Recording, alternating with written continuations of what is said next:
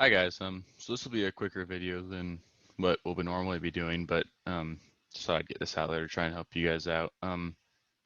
So looking at all of the auction values for players in a standard 12-team PPR league, this is on ESPN formats.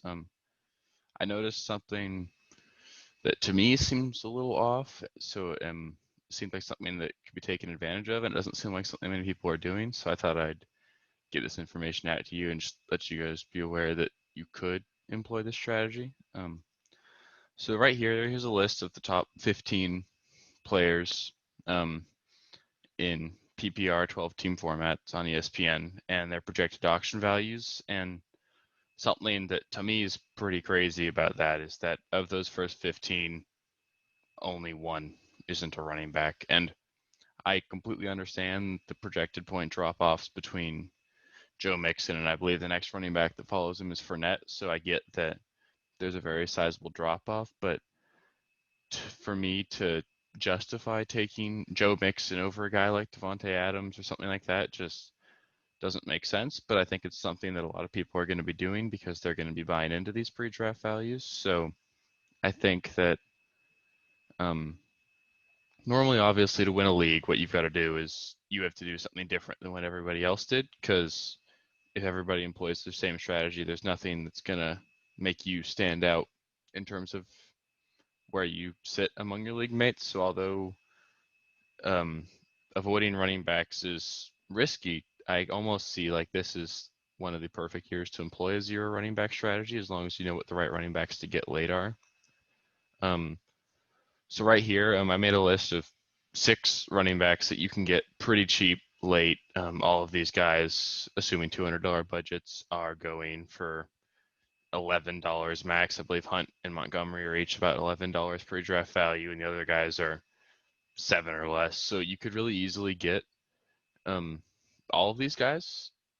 And I think no, you shouldn't do this if your league isn't PPR. If your league is not PPR, then 100% you need to get running backs early because PPR makes a lot of third down backs, like I have on here, James White, Tariq Cohen, Kareem Hunt. It makes them a lot more valuable just because they can get more points per touch and they can close the gap on those other running backs. But if you look at this team that you could make on the right here, employing this strategy, you could get yourself 3 top-tier receivers in Davante Adams, Tyreek Hill, and Julio Jones, and still end up with David Montgomery and Kareem Hunt and even Cohen, or you could get a couple of these guys later, like you could get James White and Jordan Howard on your bench too. And I think you're going to have a hard time looking at that lineup and legitimately telling me that's not a playoff team. So, and as you can see, you could have even spent some more money on running backs because I did allow for a lot of depth actually in Parker, Boyd, and Gallup at receiver. So if you decided to allocate $25 towards an increase in running back quality, you could have targeted those $20 guys like the Fournettes and Gurleys. It's just, to me, those guys are risky enough as it is that you might as well get depth instead of targeting them because I can't confidently tell you that any of those guys will finish above Kareem Hunt.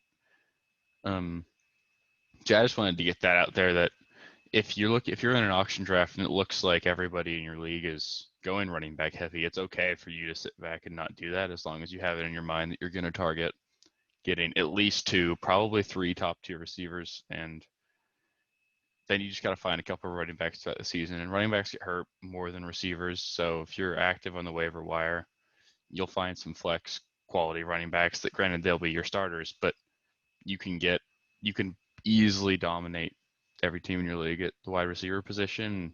In general, in PPR, wide receivers outscore running backs, so it's pretty easy to see how a team that's led by 3 stud receivers like that could actually dominate.